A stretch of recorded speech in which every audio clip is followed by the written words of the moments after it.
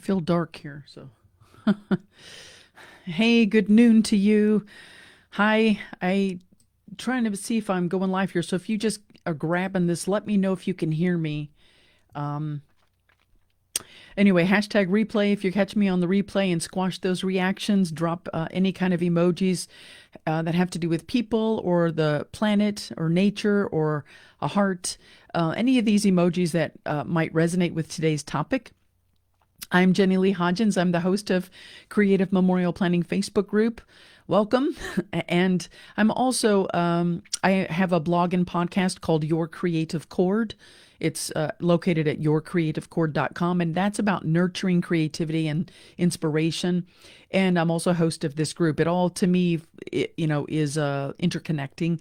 So if you don't know who I am, I'm the host of this group, Creative Memorial Planning, and I provide the step-by-step journey to relief, peace of mind, and huge cost savings and satisfaction from getting your personalized creative memorial planned within 2 months using earth-friendly, cost-reducing alternatives to traditional funeral plans with less or zero corporate or religious involvement. So let me know if you're here with me with a hashtag live. Let me know what brought you to Creative Memorial Planning Group. What is it that you really want to learn about creative memorial planning? What interests you in this group? And again, thank you for squashing the reactions and dropping any of those emojis. Today, earth-friendly emoji, world emojis, heart emojis, people emojis, nature emojis probably fit. Today's topic, I'm going to plunge right in, is how your personal preferences are a great starting point for getting your end-of-life plans done. That's what I'm going to be talking about today. I want to start today with a quote, a couple of quotes actually. The first quote is, "I'll feel old when I have more memories than dreams." I love that quote. And then this second quote I wanted to start with, they're all from the same source. "I hope when I die, I have more unfinished projects." End quote. And these are from a podcast called Buddhability I was listening to. It's episode number 11 from a designer who's an SGI Buddhist named James Ludwig. And that last quote, "I hope when I die I have more unfinished projects." I like the attitude behind that because you're plowing ahead and living really fully. But I want to say the one project that you don't want to leave unfinished is your end-of-life plan. And so before I go into the topic, I want to make an announcement for you as well. You may not know, as I mentioned, that I have a podcast and a blog called Your Creative Chord. It's on iTunes, SoundCloud, all these other platforms. And my podcast is Your Creative Chord, CHORD, and you'll find episodes at yourcreativechord.com/podcast. And my podcast, as I mentioned, is about nurturing creativity and inspiration. I'm very much a creator in many ways. And I view life and death as an eternal cycle. And I address end-of-life issues head on because I really feel like when you address these kinds of challenges, like Eat the Frog, right? Eat the Frog is that book that talked about doing the thing that you don't want to do first. I feel like when you address these kinds of issues head on, it actually becomes a springboard towards living really more mindfully and more joyfully and with much more relief and peace of mind. So I do sometimes include in my blogs and my podcasts, I put content out on addressing death and creative memorial planning, specifically with alternatives that I advocate. So I'd really love to feature answers to listener-submitted questions like you, and anything you want to ask about creative memorial planning. And all you have to do, excuse my allergies, all you have to do is drop a voice memo to me at my email address, which I'll plop in the comments. It's yourcreativechord@gmail.com. And just put a little voice memo in there, less than 2 minutes. Tell me your name, where you're located and what your question is, and any context that you might want to share. So what I'm going to do is I'm going to select a few of these voice memos to include for future blogs and podcasts on Your Creative Chord. So please only submit the voice memo if you feel comfortable having that shared. And also, if you're shy and you have questions and you prefer not to have your voice featured on my podcast, please feel free to drop some questions in the comments here, and you can always private message me. So back to today's topic, how your personal preferences are a great starting point for getting your end of life plans done. And by the way, anytime you have a question or a comment and you drop it in there, I always come back to every comment. So feel free to interrupt anytime and drop something in there, and I'll get to that at the very end, and I always go back and address them. What I wanted to talk about today about, how your personal preferences can help you with your end of life plans. I don't know if you're in the Creative Memorial Planning group here. I hope that you get more active in checking out some of the written content as well as my live posts, because recently you may have noticed that I've put in quite a few personal questions, out into the group. And if you notice that, give me a yes, hashtag yes, I've noticed, or hashtag yes.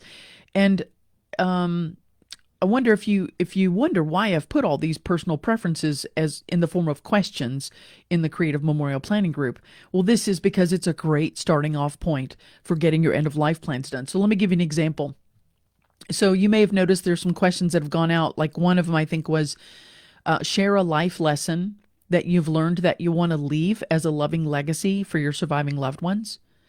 And so, these are questions that really, I'm hoping, make you ponder and think about your wonderful treasure of a life and your wonderful surviving loved ones and what you want to impart to them. So if you haven't checked those out yet, go look through the discussion area and see some of those questions and answer them in the comments. That also helps other people, get some ideas. And here's another one, for example. What's one of the most meaningful memories that you'd like your surviving loved ones to know about?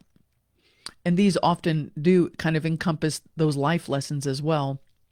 And they show your personality, and they show what your values are, what's meaningful to you. And that's really useful as part of your end of life plan for your loved ones to know about. Here's another question.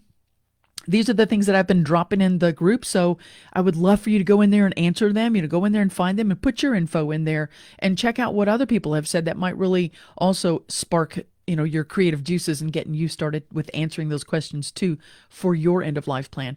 Another one is, what are 2 accomplishments? You can do more, because I know we've all accomplished more than 2 things in our lives, but what are 2 accomplishments you're proud of and you would really like others to remember about you?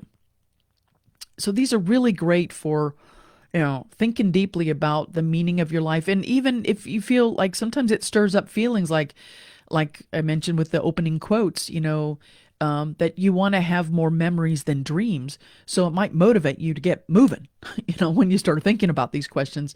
Another thing that I've been dropping in is like, what's your favorite flower? What's your favorite animal or insect?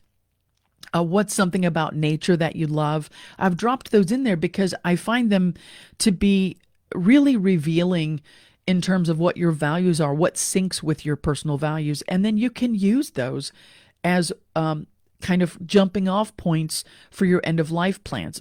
So I can give you an example. I lost a good friend of mine 2 years ago, Tina, suddenly from a heart attack, tragedy, no plan in place, which is why I'm a Creative Memorial Plan coach. I want you not to go through that. But we knew about her that she loved the color purple and she loved dragonflies.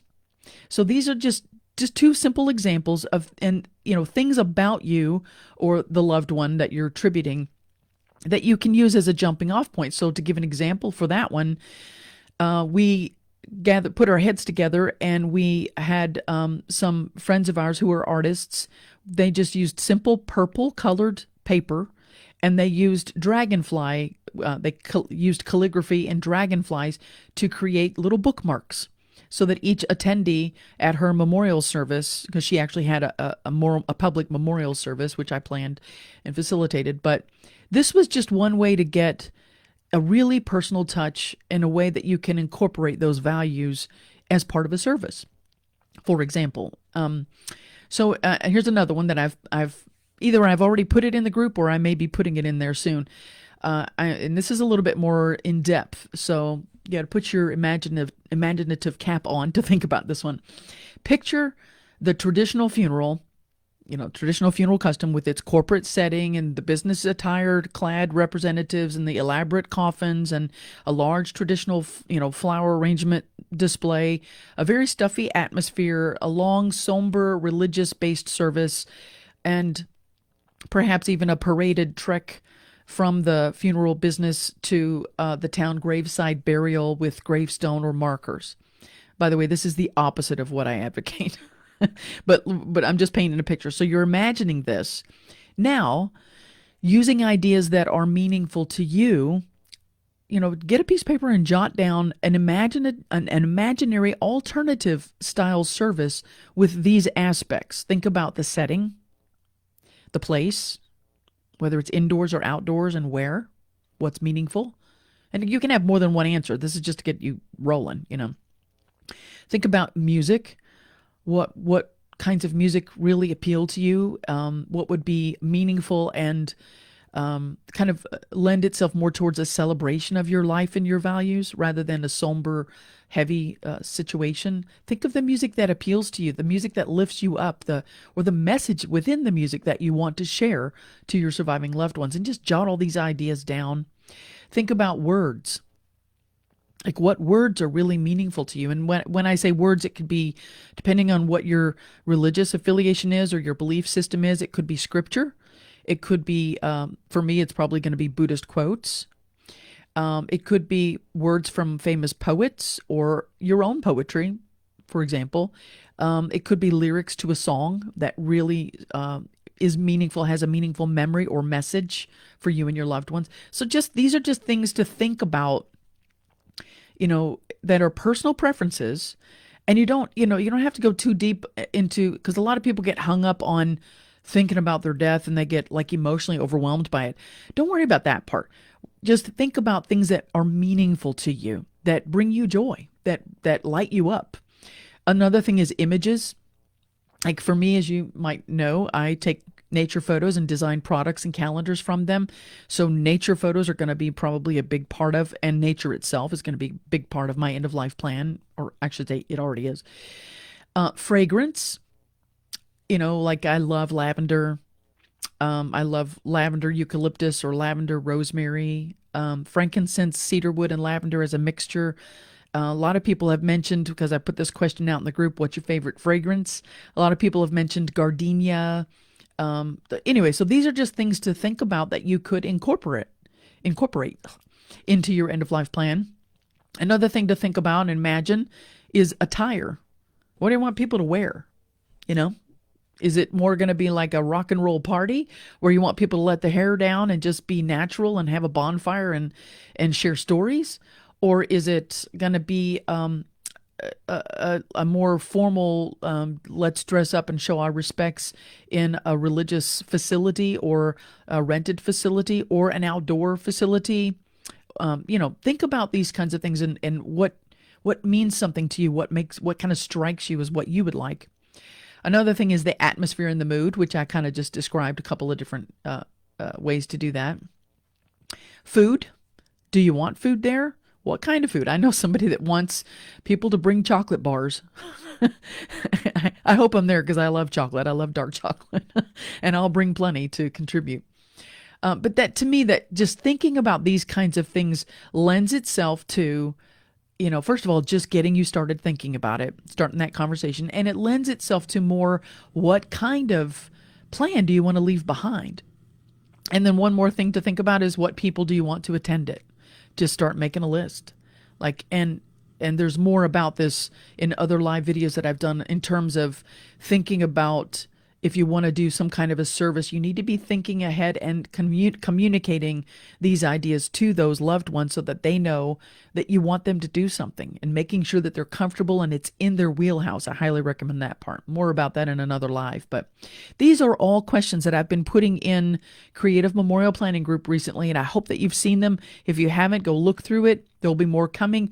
Please give some good thought to that, because and share your answer in the comments, because it really does help us become a more supportive community with each other. And the more ideas you share, the more ideas other people feel more comfortable sharing. And then we get we get ideas from each other from that kind of community type sharing. So I just wanted to, first of all, remind you that these kinds of questions, don't ignore them. Go in there and check them out and answer them, because they're a really good jumping off point, especially when you're not sure how to even start and you don't want to go the traditional way and you just need some help getting started. I highly recommend using your personal preferences with all these different things that I've mentioned as a really good starting off point to get your end of life plans done. And the first thing I would suggest to you is start answering those questions and then start recording your answers. Take some notes of your own, not just in the group, but and they're always going to be there, so you can just search them and come back to them and just make some recorded notes for yourself from these. And I highly recommend use these as a way to start a conversation with your loved ones about these things. So it could be, for yourself, and you want to talk about it with your surviving loved ones, like if you've got children or you've got a spouse. But it also could be if you're in a position like myself. If you don't know, I'm a caregiver to my 81-year-old mom. And, this is a great way to just start small conversations that are manageable with your elder parent, or with your siblings who are trying to care for your elder parent, for example, and start having these conversations to get those ideas rolling. It really does open up the pathway to dialogue and helps you kind of make it more natural as a conversation for those, especially if you're caring for an elder parent who may not be able to have the capacity to do it themselves. So these are some suggestions I wanted to pop in here. It's really good starting point to ask these kinds of questions and make notes of them. And these are good starting points to also explore alternatives to traditional funeral plans, which is what I advocate. And what I'm talking about, it's alternatives for the traditional way, for how to handle your remains, for your goodbye ritual, for your legacy documents, and really to kind of get a good head start on a goodbye ritual and a program even for that, so that your surviving loved ones don't have to have all this stuff, figured out when they're grieving, basically. So I just wanted to pop on and give you this, and I want to recommend to you that you look through the Creative Memorial Planning discussion area. You can also search, I put hashtags on things, so you can put, there's group topics. You might see them at the top of the group there, and just look through them and answer the comments and make some notes for yourself. And if you need more help, besides looking through the group and kind of searching for those topics like cost reducing or personalized or earth friendly or alternatives, or handling remains, whatever you're curious about, you can search for those topics. But if you want to go further and get some more help, if you haven't already done so, because I know when you join the group, I generally have questions, unless I've invited you personally. There's usually 3 questions that you've answered. And if you missed that, I'll plop it in the notes here, but you can get my Creative Memorial Planning checklist, and that will kind of give you an overview, a high-level view of the things that you want to start thinking about in terms of getting your end-of-life plan done. It doesn't have to be overwhelming. It's really not, particularly for me, because I've been through it so many times. I know exactly what to do. And on that note, if you need more help with this, if you need more accountability, you can gain peace of mind and relief with a supportive guide who's been through it multiple times. I know the process, and I can show you the way step by step. I have a program. It's called Explore, Choose, and Plan Your Creative Memorial.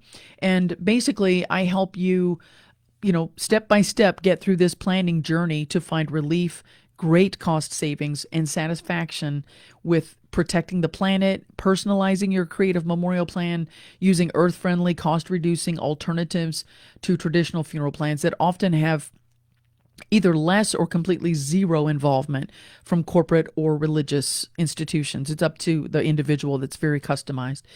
And I do have a few slots left open in my program, and I want to tell you a little. It's a 2-month program, and basically it's a coaching program, and I help you explore what these alternatives are, because many people don't know what's available other than just going to that traditional funeral business or the corporate funeral rep.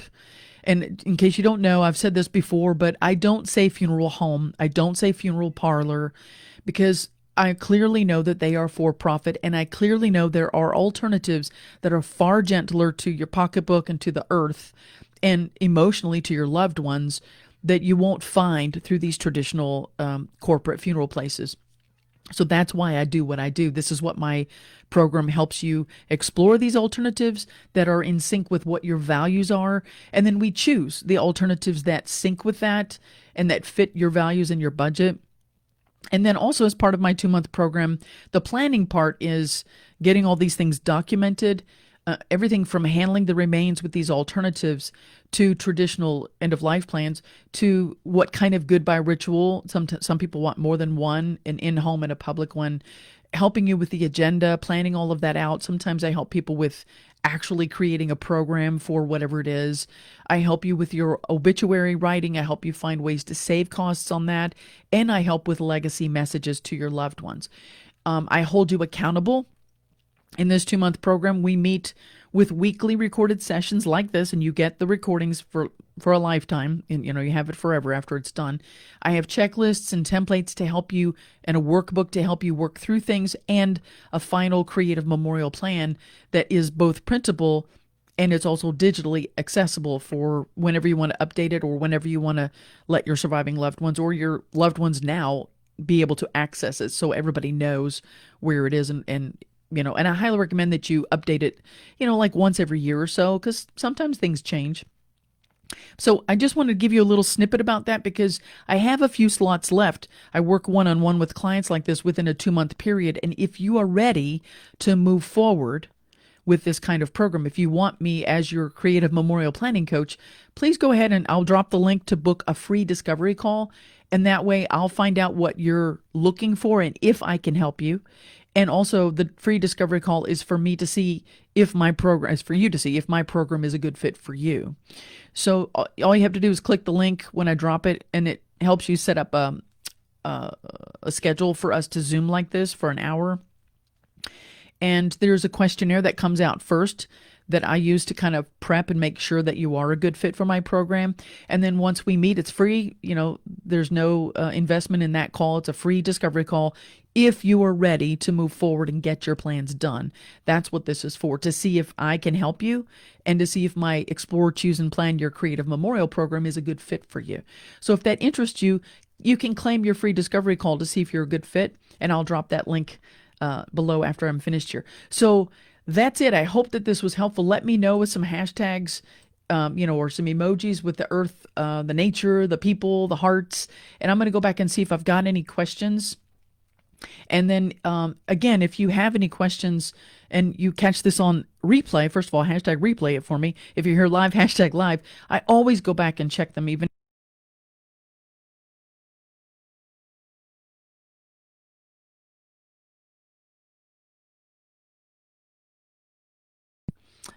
And Betsy's here. Betsy, I'm going to be interviewing one of our creative memorial planning members who's awesome. And she has her own kind of Alzheimer's group where she helps people, give people that go through the experience of helping someone with Alzheimer's. She provides tremendous support for that. And with dementia in general, she's experienced a lot of that. And she's in our group, and I'm going to be chatting with her very soon and featuring that in the group because I think there's a wealth of info that she has for you. Sorry, I haven't even read your comments. I just think you're awesome, Betsy.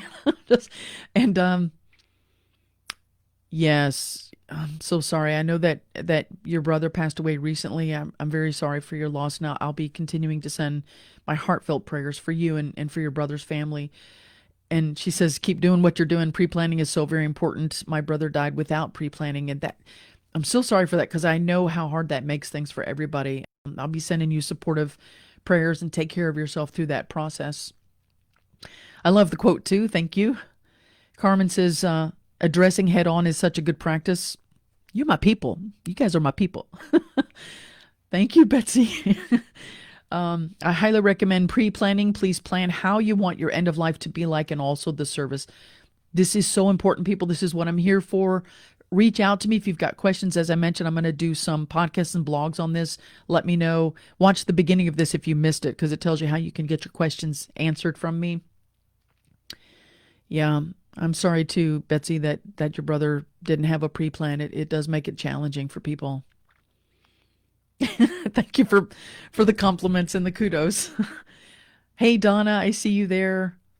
Oh, I'm sorry you had bad internet, but no worries. You can catch it later. And, my heart is with everybody that joined me today. Thank you so much. And please let me know with those, reactions and any kind of emojis, or drop your questions or your comments, anything that resonates. And I will be back Tuesday on my personal page at 11 a.m. ET with more info for you. And if you haven't seen me before, I just want to say thank you so much for joining. It's really welcome to have you here. Good for you for using courage and compassion to get your end of life plan issue started. And if you need help, I'm your girl. Come and check out my program. I'm going to drop that link for the free discovery call if that interests you. And I hope you have a wonderful weekend, wonderful Saturday. See you soon. Thank you so much.